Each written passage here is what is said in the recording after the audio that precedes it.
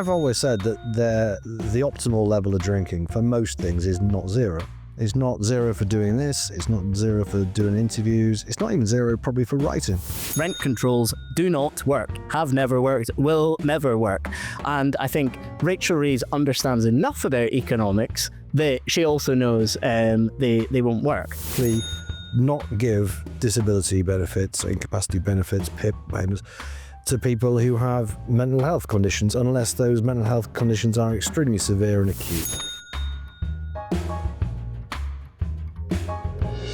Hello and welcome back to Last Orders. I'm Tom Slater, editor of Spiked, joined as I am in every single episode by Chris Snowdon from the IEA. How are you doing, Chris? That's on. Always nice to look at you head on these days. You're enjoying this new arrangement? I love it. I'm very impressed. Yeah. It's great to have you as always. Also great to have, first time on the show, Michael Simmons, economics editor of The Spectator. How are you doing, Michael? Very good. Thank you for having me on. Not at all. We're going to talk about a lot today. Your benefits, treats, cover feature for The Spectator a couple of weeks ago. We're going to check in with our old friend, the tobacco and vapes bill, in a while, and also talk about the epidemic of drinking in Westminster, at least according to one Hannah Spencer MP. Before we get into all that, I just want to give you your reminder about the Spike Summit coming up on Saturday, the 27th of June, featuring all those wonderful speakers you've already read about: Lionel Shriver, Catherine Burblesing, Constantine Kissing, our own Brendan O'Neill, and more that we're going to announce shortly. So if you want to get tickets to that, go to spiked-online.com/events. And if you're a Spike supporter, you can get a very healthy discount. So make sure you take advantage of that.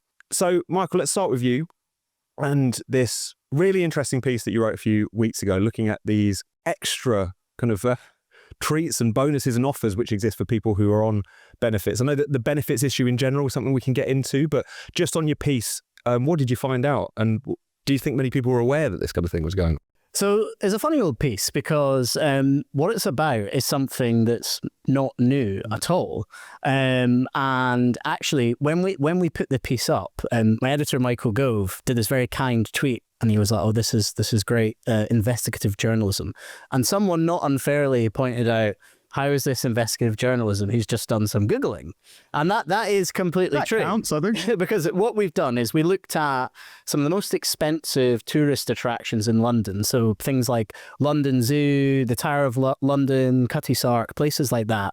London Zoo, for example, for a family of 4 to get in, it's £111. But what all of these places do is they offer concessions, but they also offer discounts for anyone who's on universal credit or various other benefits, and some of the differences are quite stark. So Tower of London, that £111 example, if you're on UC, the same family is just £1 ahead, so it's £4. And again, this is not a new thing, but it's one of these things where the story is not a story until it becomes a story. So the piece is a lot more about, the incentives and the benefits system. But we did this graphic just comparing these discounts. And we put that out there and it went mad. And I think the reason there was such a reaction to it is, as I keep saying, not because this is a new thing, but because people are more aware than ever in this sort of this broken incentive structure that we now seem to have in the wider economy, where the state will protect almost anyone apart from people in sort of low paid or even average work. And I think that's why it's become a story now, because people are, just feel that this is unfair. And I suppose the pushback that you naturally receive is this really that much of a problem? The fact that people who might not have a hell of a lot be able to go to one of these attractions inexpensively. But I get that you say that it kind of points to the wider injustice. But what would you say to those people that this is a kind of no big deal? I think they're right. And again, this is the point that if you looked at discounts like these, 10 or 15 years ago, I think most people, unless you're like a total Scrooge, would be like, that's fair enough. If you really don't have a lot of money, or if you've got some horrendous disability and it costs you loads to, travel around anyway, then you should be getting these discounts. But it's because of what's happened since COVID, right? It's that claims for universal credit, claims for disability benefits have exploded because of things like mental health. And I think the volume of what's being used now is why it's not so much fair anymore.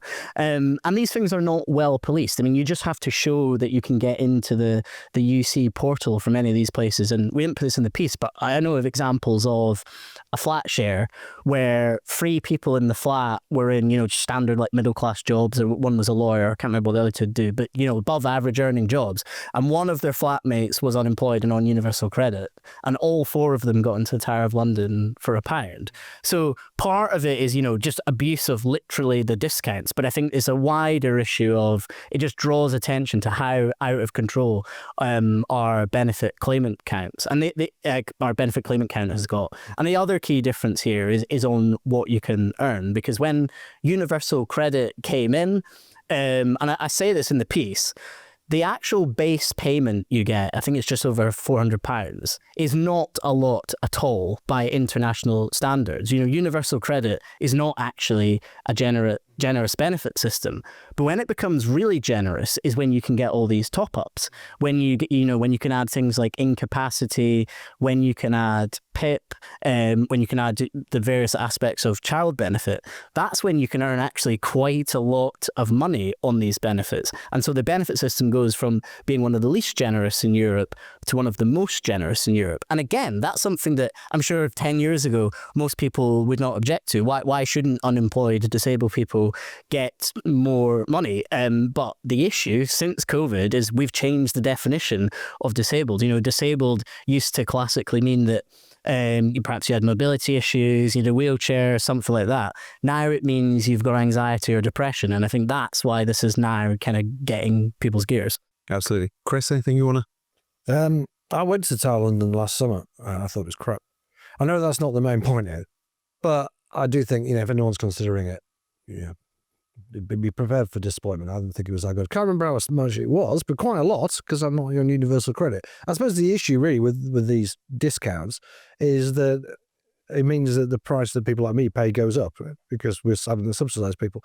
And you're right, it's not the biggest thing in the world, but it does kind of open the door onto this kind of second tier of benefits that are not, their value is not included in the poverty statistics or the income statistics or anything like that. But there's a whole load of them, all of which add towards this kind of incentive to go on benefits or disincentive to find work, poverty trap, welfare trap, whatever you want to call it. But as you say, Michael, the main thing really here is the outright corrupt disability payment system, which everyone knows. It's wrong. It's been hugely exploited. I was on Panorama actually about this a few months ago.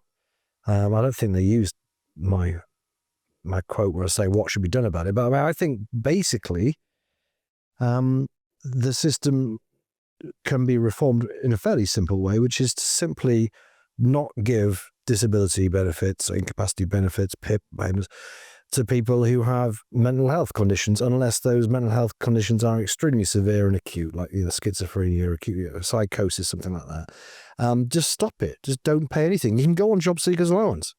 There's plenty of people on job seekers allowance. It's not generous at all. No, I know it's not. But get a job. Basically, become a job seeker. And you just need to put the system back to what it was originally intended to do. I mean, whenever people talk about PIP, you always get all these, people in the comments, activists or whatever, saying, PIP's an in-work benefit, PIP's an in-work benefit. And that's true. And that's because if you think about what PIP was designed to do, it's because, somebody at some point, whenever it was created, realised that if we're to disability proof like every public building, it's going to cost a heck of a lot of money. We don't want to do that nationwide. So let's just do this additional payment that addresses the fact that being disabled costs money. Now, that's totally true. If you're a wheelchair user, it obviously costs more money because you need a modified car and all these things. What I would ask are the additional costs associated with having anxiety or having depression. As grim as those things are, what is the PIP payment covering there? I didn't know that. That's very interesting. Why in particular is someone with anxiety getting more money in general than someone who's just a normal job seeker? The other thing, people to blame here, because we always talk about, politicians and the DWP, but I think GPs don't get enough stick for this. Chris hates GPs for a reason he might go. I mean, there was a survey done in the last couple of years about antidepressants, and it was something like over 80% of GPs said that they prescribe antidepressants for people that they don't think medically need them. It's no wonder that if you're going into your GP because you're having these mental health struggles, and rather than being told, work might be good for you, exercise might be good for you, you're getting given a drug I can be a pretty harmful drug, that GPs apparently don't think you actually need. No wonder you get into the spiral where you think you're not capable of work and you need to get on benefits. So if you got depression, I'm not knocking depression. It can be a very serious thing. But if you got depression and you get given antidepressives, which presumably work, then you're not depressed anymore. So why can't you go back to work? Well, this is the thing. I think antidepressants quite clearly work in the acute sense and when they're used in acute extreme situations. But I think the long-term evidence of antidepressants, versus lifestyle stuff is not actually that clear cut. And if they were a miracle cure, and I'm not saying depression is like an easy thing. Obviously, it's a horrible thing. But if they were this miracle cure, then as you say, people would surely just be back in work.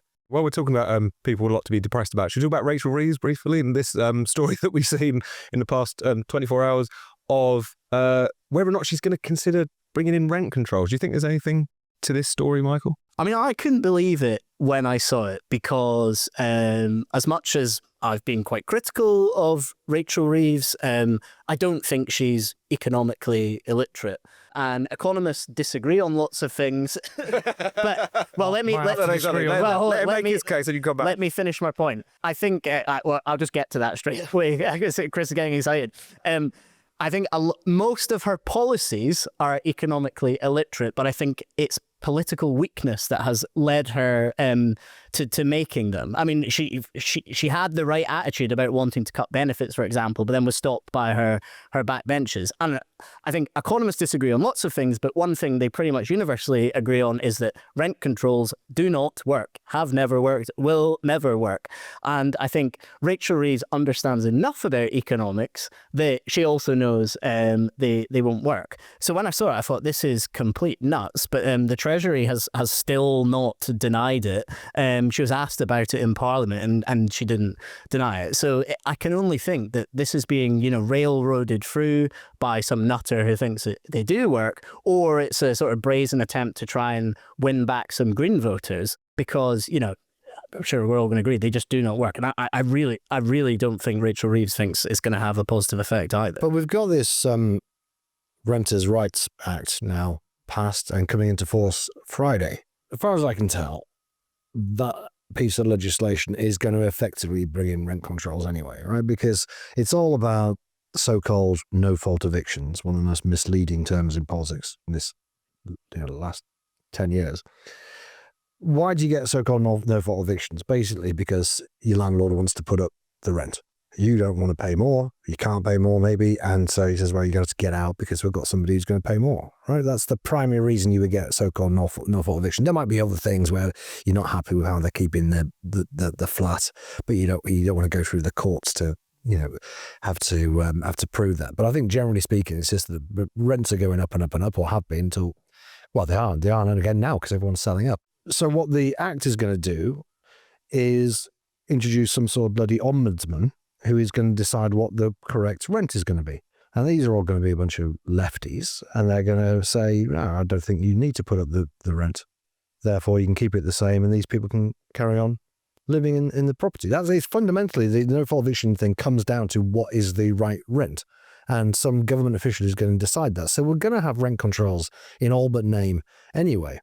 And it is going to be a disaster. I mean, to expand on what Michael says, in case anyone doesn't understand what the problem is here, if you fix a price of something and it's actually worth more than that, you will end up having the quality go down to match what the value is, as it were. In other words, you either get a lot of landlords getting out of the market, which they've already done because of this no-fault eviction nonsense, or you just get them not maintaining it properly. So the standard goes down to match the excessively cheap price that they're being forced to charge. But they have been an unmitigated disaster. Every single country they've ever been tried, to my knowledge. Like all price controls, they all lead to the same thing. They all lead to shortages, fundamentally. Lower quality and shortages, and exactly the same as housing. It strikes me that the problem that the Treasury are apparently worried about, which is that everything that's going on in Iran will lead to higher mortgage costs for buy-to-let landlords, and then and that'll be passed on to renters. Even if that was true, it strikes me that this policy would make that worse, because when landlords flee the market, as you set out they would, then these mortgage products are going to become riskier anyway.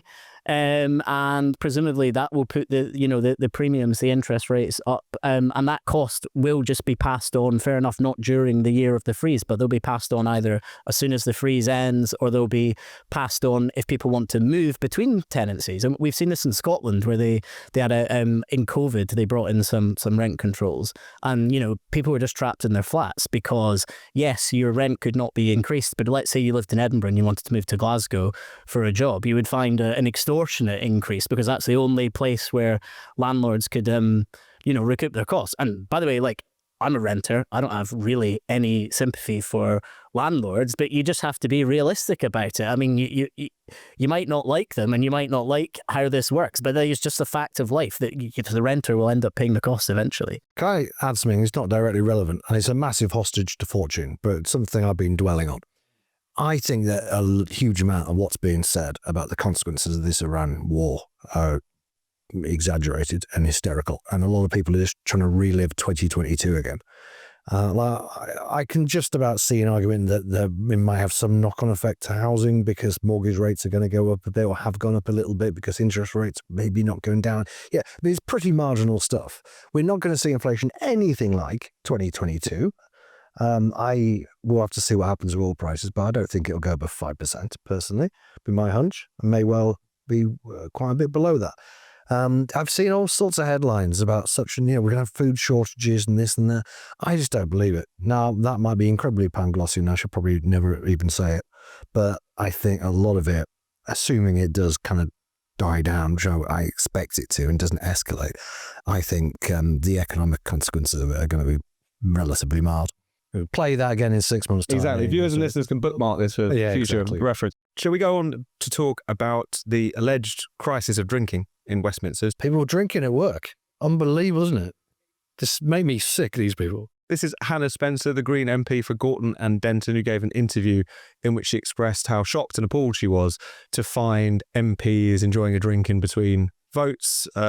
She could smell alcohol. She said, in what other profession or job would this be acceptable? I can't think of any. I think most people watching that could think of many, but that was part of what made these comments so strange. Michael, what did you make of this? And does she actually got a finger on something here, or is this just sort of puritanism? I'm not the first person to say this, but this is just classic by-election MP, right? I mean, I'm sure we've seen this before. Like, so, the one that strikes me, the memory of this is Mary Black, who was an SNP MP. I'm sure she said the exact same thing, like, oh, it's an old boys' club.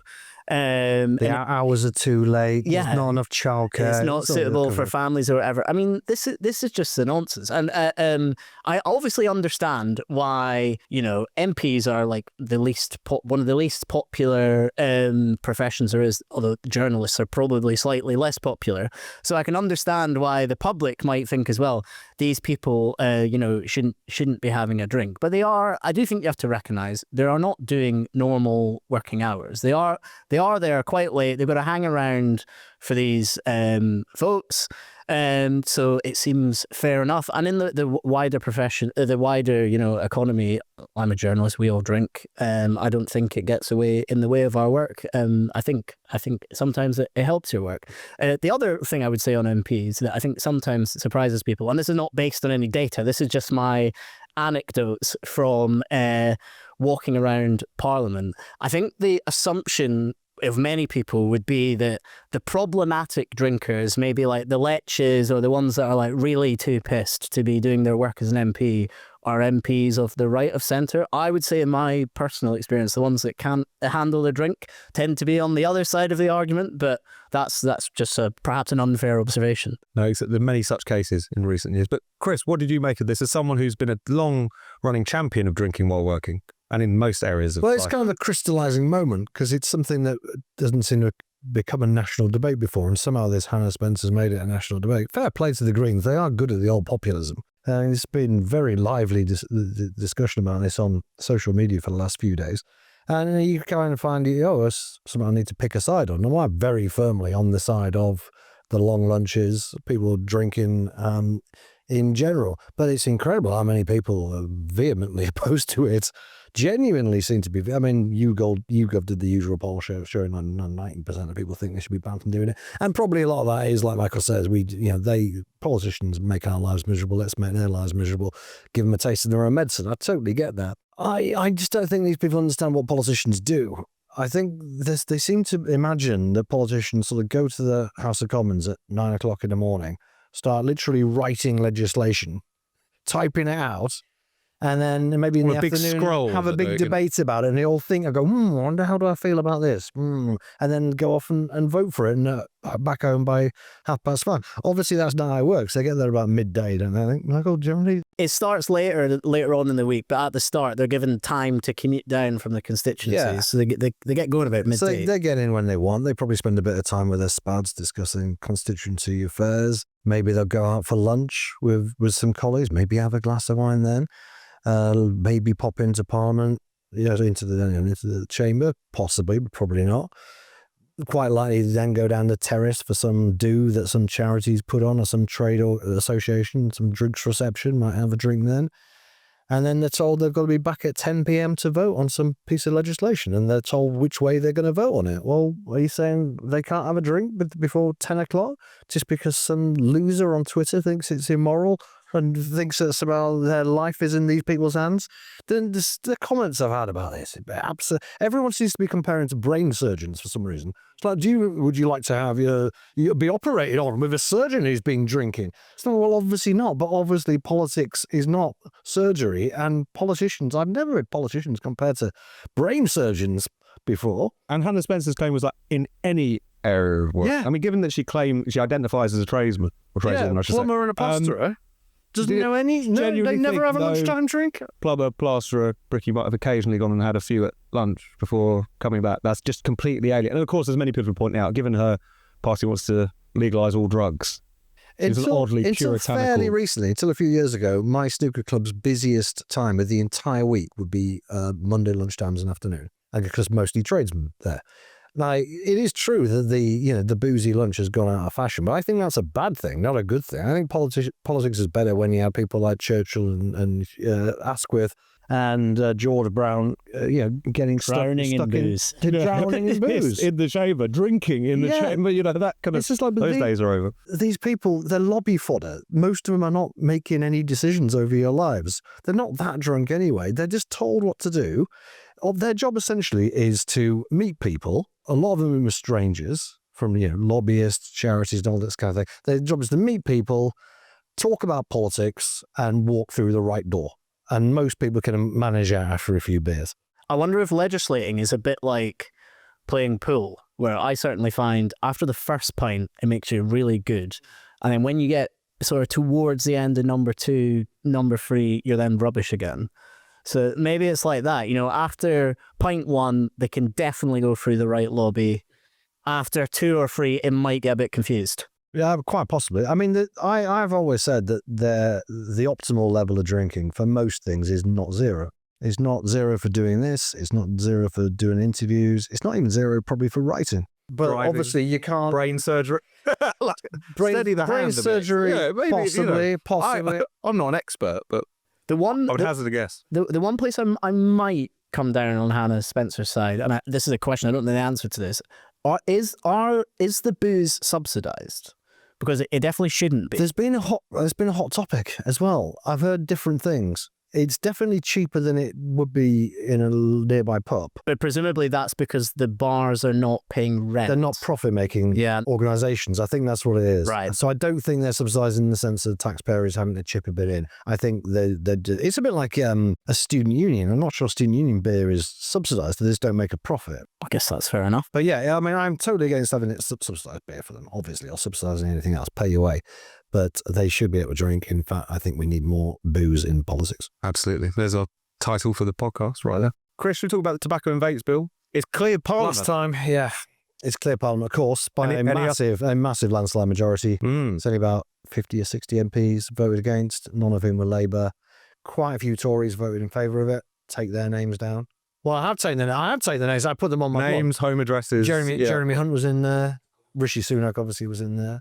quite a few. Bearing in mind, Kemi Badenoch on The Spectator said that the least conservative policy of the last 14 years was the generation tobacco ban. To have so many traitors vote for it, is there a case for kicking them out of the party? I think there might be. Yeah. I'd love to see Rishi Sunak kicked out of the Conservative Party. I think he would as well, to be honest with you. Go about his, talking nonsense about AI in California. What more can be said about the tobacco and vapes bill, really? Other than, again, listeners, do make sure you click on the public consultation on the vaping ban, which is all part of this, and oppose it. Other than that, over to you, Michael. Got a take on the generational tobacco ban or anything else? There's probably nothing I can say that you guys have not said on this podcast many times. But I was thinking the other day when Keir Starmer gave his first speech in Downing Street when he was elected, he said that he wanted politics to tread more lightly on people's lives, and by that he meant he didn't want there to be scandals. But I wish he meant state intervention, because it is... Well, he was wrong either way, isn't it? Yeah. It's just silly. We are speak of the week of Mandelson. It's just silly, and without getting into the technicalities of why this particular act, bill, whatever, is daft, just let people do what they want to do. And I just find the contrast of so many politicians across the country who seem to want to legalize drugs and things like that whilst prohibiting smoking and drinking. Just, I don't know, make it make sense. Indeed. Well, one thing I will say finally about this tobacco ban is, in the previous episode with Gwaine, we were saying how no one understands what the hell it is, right? Because Farage came out saying we're going to repeal this, and everyone's going like, but I hate people smoking in pubs. It's like, no, that's not what it's about. But now it's been in the media because it's been passed and it's been properly discussed on the talk radio and stuff. People are going, oh, well, this sounds a bit mental. Why would we do this? So I'd be interested to see some polling, not from YouGov, but from a decent pollster, about how people feel about it now. It's probably still a majority because that's just the country we live in these days, isn't it? But I think he would have dropped off quite a bit now that people have thought about it. And come next year, when the first 18-year-olds are turned away by hapless shopkeepers, we'll see. But remember, there could be, you never know, there could be a bit of momentum for getting it repealed by the time we get to the next election anyway. I would hope so. That's a good thing about this. You can get rid of it at any time. But I suppose that's true of everything, isn't it, in a way? But this is one thing where it gets worse every year in a way, do you know what I mean? So there's more and more people being affected by it. Infuriated by it. So yeah, you might have to wait a few years until you've got a cohort together who are willing to... Yeah, it's going to take 20, 30 years to get a majority. Well, we wait and see, and do respond to that consultation if you've got the time. So, Michael, we always like to ask our guests 2 final questions. Let's start with the theories. So do you have a theory, a pet idea that you've been working on? Share it with the listeners here. I've got a theory.